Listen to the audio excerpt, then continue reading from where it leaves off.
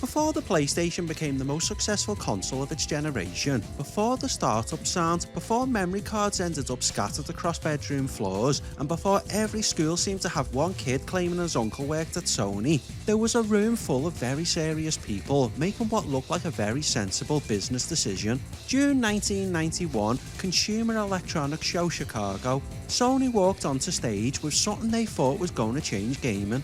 At this point, Sony wasn't a games company. They made televisions, stereos, Walkmans, cameras, proper electronics, giant stuff.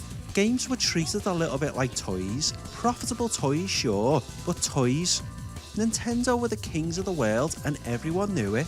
The strange part is, Sony had already quietly been involved for years. A Sony engineer called Ken Kutaragi had been working with Nintendo behind the scenes after helping design the SPC 700 sound chip used inside the Super Nintendo.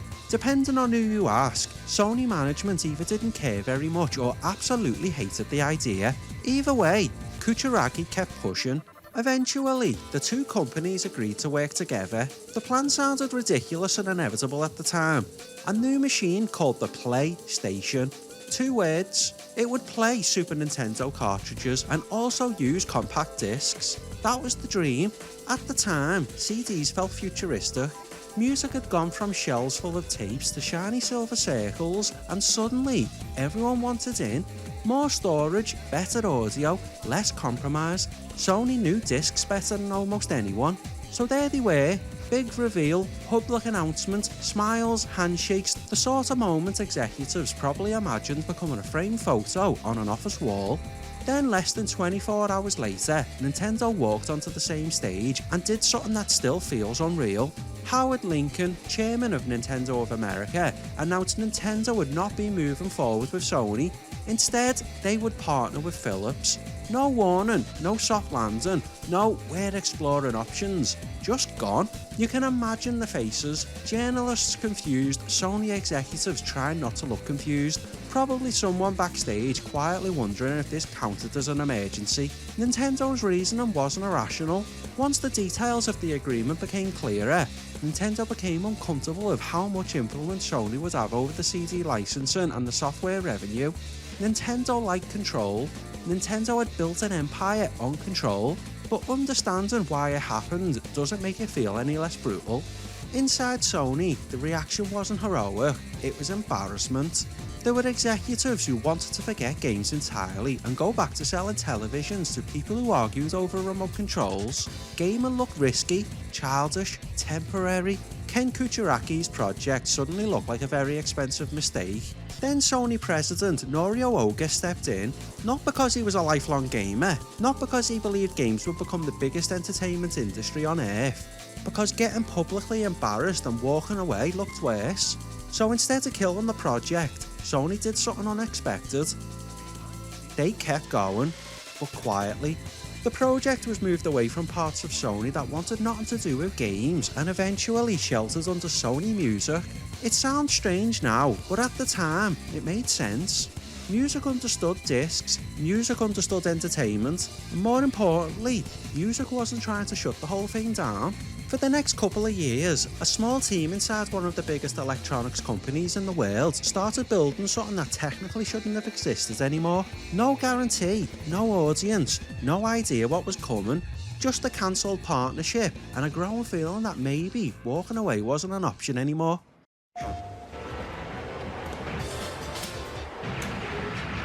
すべてのゲームはここに集まる。ゲームの塊、PlayStation。出た。Welcome to the definitive history of the Sony PlayStation. I'm Parasine. By the early 90s, Sony had made the decision that they weren't leaving gaming behind. That part was settled. The harder question was what they were actually going to build, because deciding to make a console and knowing what a console should be are very different things. Looking back now, it's easy to imagine Sony had the entire thing planned from day one. The grey shell, the discs, the controller, the future, but they didn't. Early ideas inside Sony were still rooted in the logic of the time. Better sprites, better audio, faster loading, essentially take what people already knew and make it stronger, which sounds sensible. The problem is, sensible doesn't usually change industries. At the time all this was happening, arcades had started doing something strange. Games had already been trying to create the illusion of death, clever art tricks, layering, scaling, smoke and mirrors. Then suddenly, arcade players started seeing something different. Polygons. One game gets brought up again and again whenever people talk about this period, and honestly, it deserves the attention. Virtua Fighter. Now if you show somebody under 25 footage of Virtua Fighter today, there's a good chance they'll politely pretend to understand what the excitement was about, but in 1993, it looked ridiculous in the best way possible. Characters moving in actual space, camera movement, real-time 3D, not a cutscene, not an effect. You could stand there and think, right, games are changing. Ken Kucharaki certainly thought so.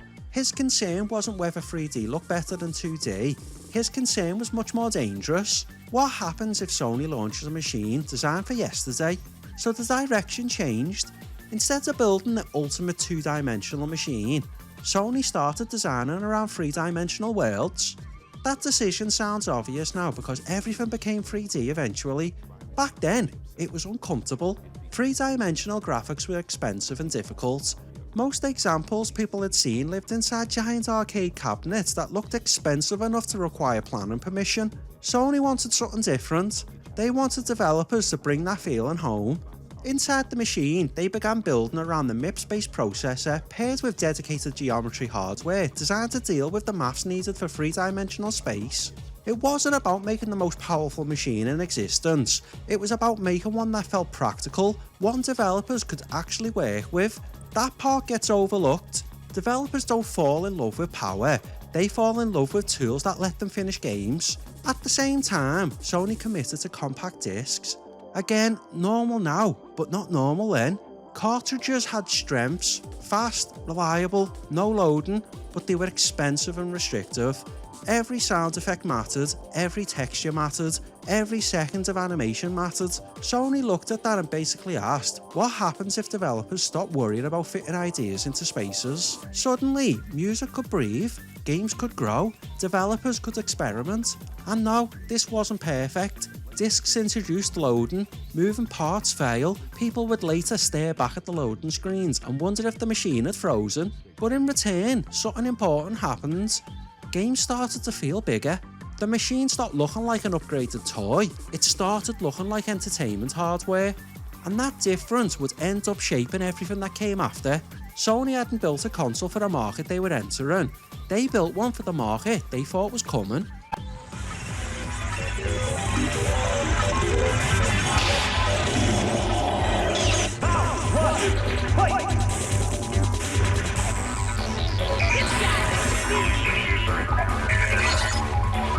Like to be humiliated by women. Here's your dream date. You are not ready.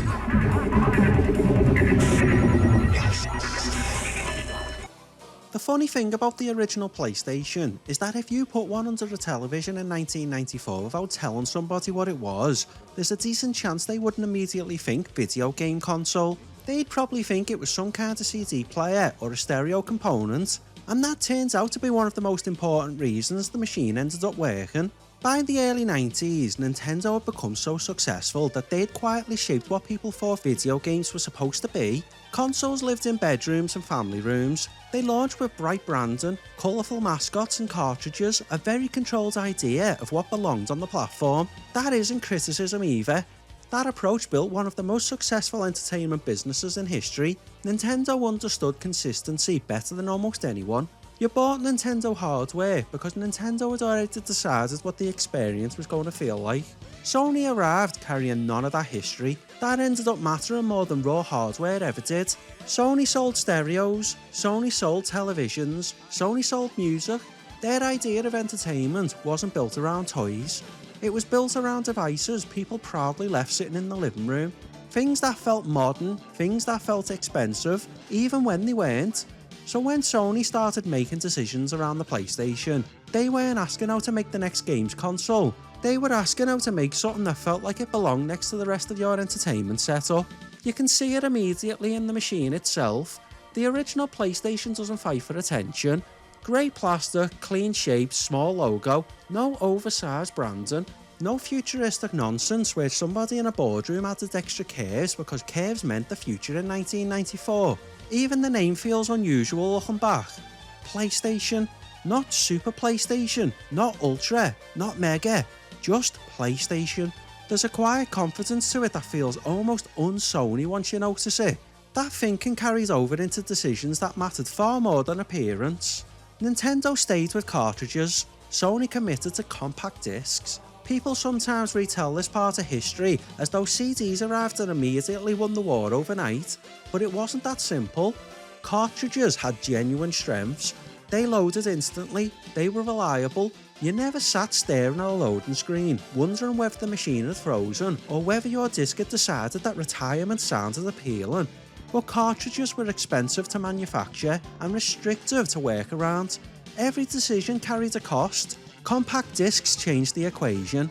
Suddenly, developers had room, music could breathe, audio quality improved, and games could grow. You could include strange ideas and not immediately cut them because there wasn't enough storage left. It lowered the cost of getting games onto shelves and quietly lowered the barrier for publishers to take risks. That part doesn't sound exciting until you realise most of what people later remember about the PlayStation, the weird games, the niche games, the experiments, the things that should never have been made through a sensible business meeting, only really happened because somebody gave developers more space to work with. And maybe that's the biggest misunderstanding about early PlayStation history. Sony didn't walk into gaming and beat Nintendo by declaring war. They arrived shouting that everything had to change. What they actually did was make developers feel like somebody had opened a window in a room that had been closed for a long time. Even the language started changing. Nintendo still talked about video games. Sony talked about computer entertainment. It sounds like harmless marketing fluff now, but back then it mattered. Entertainment felt older, more acceptable, less like something you hid after homework was finished. By the end of 1994, none of this had been proven. The machine wasn't dominant, the library was tiny, nobody was standing outside shops calling it the future, but there was already a feeling around it, like somebody from outside the industry had walked into the room, looked around at the rules everybody accepted for years, and politely asked, "Why are you still doing it this way?" How's that make you feel, buddy? Feel a little like your days are numbered? I'm gonna have to ask you to leave. You're hurting my elbow. Is that Italian? No, Bandicoot is an Australian name.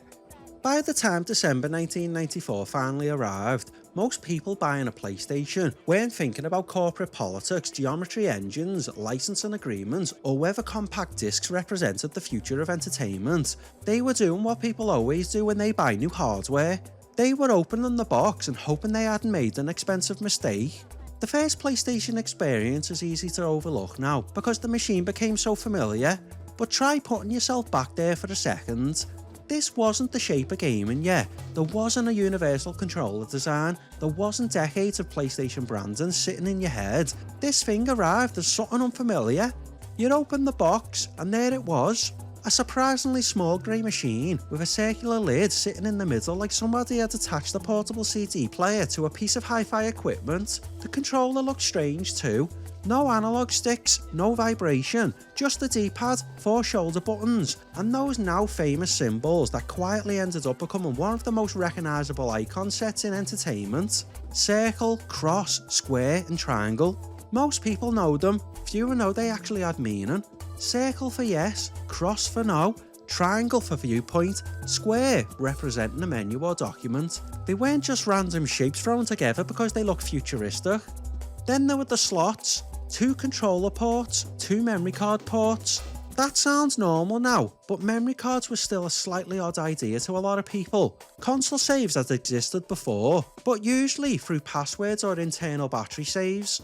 Sony made memory physical. Your progress became something you could hold in your hand, lend to a mate, lose under a sofa, or accidentally wipe years later and still feel annoyed about it. Then came the moment everyone remembers. Power button, click, black screen, and then that startup. That low beat tone, followed by the softer sequence that almost sounded like the machine waking up. It's difficult to explain how strange that felt at the time, because console startups mostly existed to get out of your way. Sony turned theirs into a moment. Even now people hear it and immediately know where they are. The bedroom, in the evening, CRT warming up, controller cable stretched slightly further than it should be. And underneath all that was a machine that felt different from what people were used to. The original Japanese launch model, the CHP 1000, loaded games from a single speed CD drive and ran through a custom BIOS before handing over control. You pressed the physical lid release button, you put the disc in yourself, there was a small pause before games appeared, tiny by modern standards, but enough to feel deliberate. Nothing happened instantly anymore. That sounds like a negative until you remember what Sony were trying to build. This wasn't meant to feel like a toy. It felt closer to a stereo system. You selected something, loaded it, waited, then entered. Even details people never consciously thought about added to it. The dual cases looked like music albums, manuals felt substantial, packaging looked cleaner than most game boxes people had ever seen before. Everything about it suggested this wasn't trying to sit beside your toys, it wanted to sit beside your entertainment. And for thousands of people in Japan at the end of 1994, that first evening with the PlayStation probably ended the same way. Disc ejected, controller put down, one quiet thought, this feels different.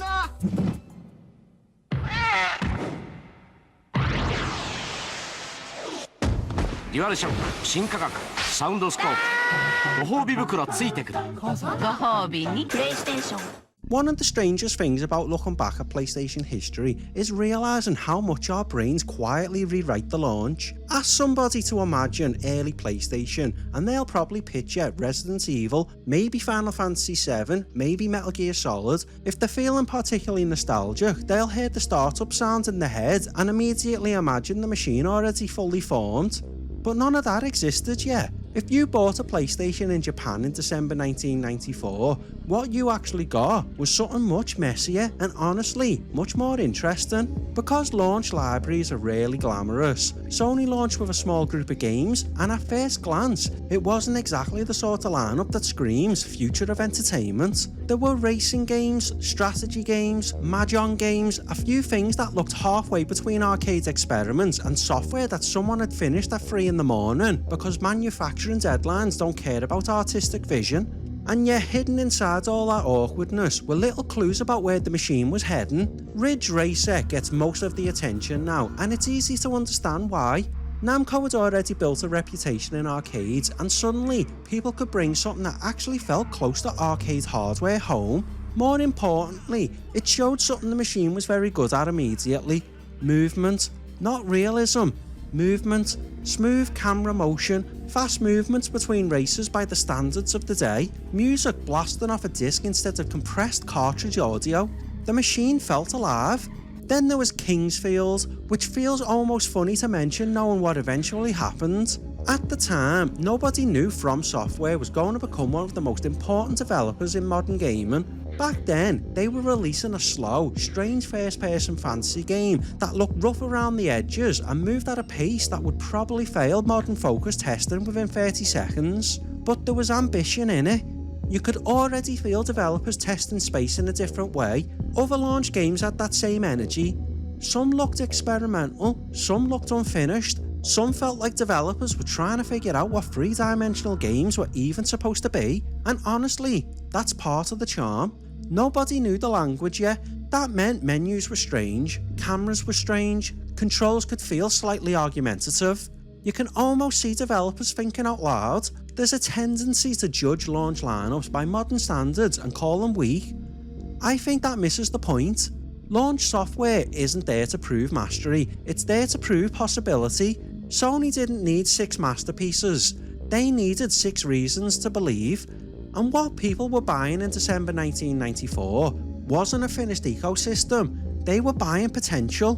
People walked out of shops carrying grey boxes and dual cases without knowing they were buying one of the biggest libraries gaming would ever produce. As far as they knew, this could still go badly. The Saturn had launched weeks earlier, Nintendo still existed, Sony was still the outsiders, nobody was lining up to declare victory, but there was something sitting quietly underneath those first games. You could feel more room, more experimentation, more willingness to try things. The launch wasn't spectacular, it was something far more dangerous. It felt open. And once players start feeling that possibility, it becomes very difficult to convince them to go backwards.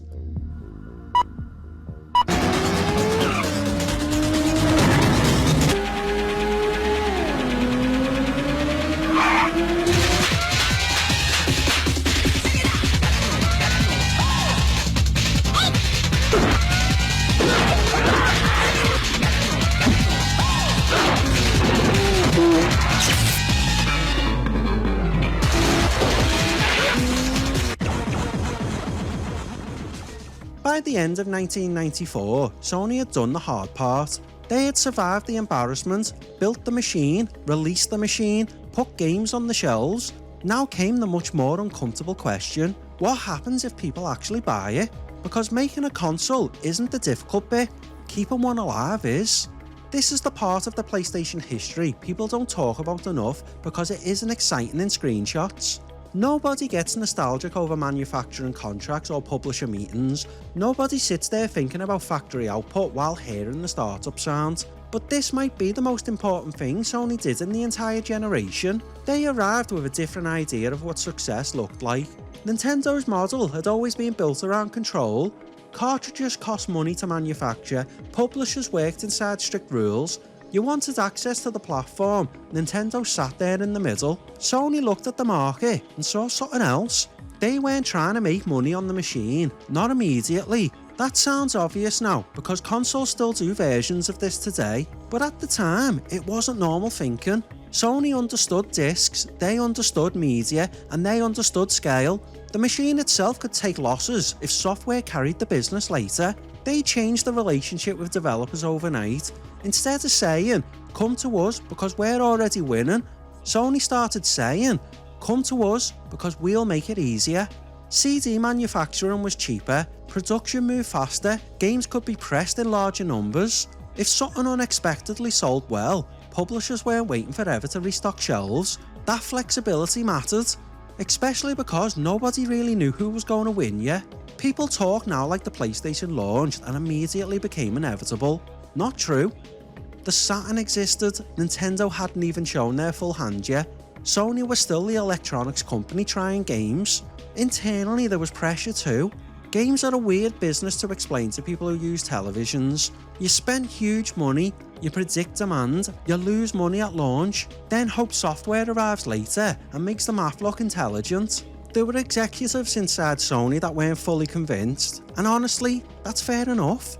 If someone told you in 1994 that one day this grey box would become one of the biggest entertainment platforms ever built, you would probably politely nod and change the subject. So Sony built infrastructure. Sony Computer Entertainment took shape. Regional branches started forming, relationships with publishers became critical, manufacturing plans expanded. The goal wasn't simply to launch hardware, the goal was to convince developers this machine was staying. That confidence becomes important. Developers don't commit years of work to hardware they think disappears next Christmas. Sony needed people to believe, and slowly, quietly, that belief started appearing. Not because of one game, not because of one advert, and not because of an executive speech, because Sony kept acting like they intended to be here for a long time. And that's the strange thing about 1994. When people remember it now, they imagine certainty, but certainty didn't exist. At the end of the year, Sony didn't know they'd built a giant. They just knew they'd survived long enough to get to 1995, which as it turns out, was exactly what they needed.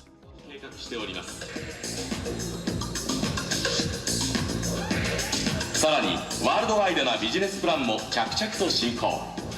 すでにアメリカには SCEA を設立。またヨーロッパにもビジネス拠点を準備しており、まさに全世界規模でプレイステーションによる新しいゲームビジネスが展開されようとしています。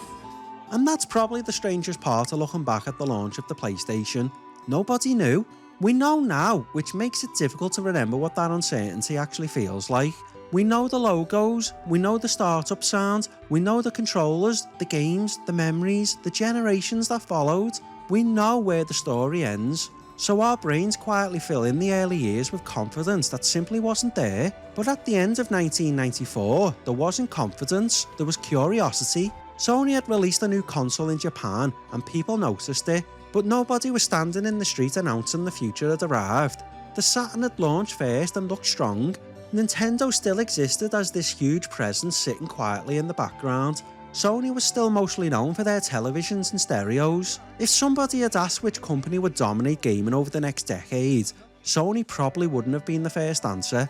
And the machine itself wasn't the finished idea people remember either. There was no Resident Evil, no Crash Bandicoot, no Final Fantasy VII, no Gran Turismo, no analog sticks, no vibration, no memory cards stacked beside the television, no stories about the upside down consoles. Just a grey machine with a small library and a company asking people to trust them. There's something I really like about that, because when we talk about old hardware, we tend to talk about it like the history was inevitable, like success happened because success was always supposed to happen, but history doesn't feel like history when you're living inside it. It feels uncertain. Maybe someone bought one because they loved Ridge Racer. Maybe someone bought one because CDs sounded modern. Maybe someone bought one because they walked into a shop and thought it looked interesting. And maybe someone bought one and regretted it for 6 months. Nobody knew. Nobody knew developers were about to flood onto the platform. Nobody knew entire genres would change. Nobody knew Sony had quietly built a machine that fit where the industry was going instead of where it had been. And at the end of 1994, all Sony had really achieved was surviving. They survived the failed partnerships and they survived the internal arguments. They survived actually getting the machine onto shelves, and they survived long enough to start the next year. That was enough. Because 1995 wouldn't ask whether PlayStation deserved to exist. 1995 was going to ask something much bigger. What happens when the rest of the world gets one?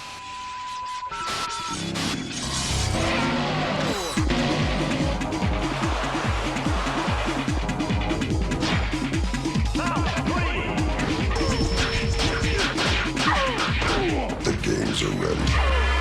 Are you? Guess not. Before we move on to 1995, I want to ask one small favour. This series is probably the biggest thing I've ever attempted. We're not skipping years, we're not skipping failures, and we're not pretending history only starts once the famous games arrive.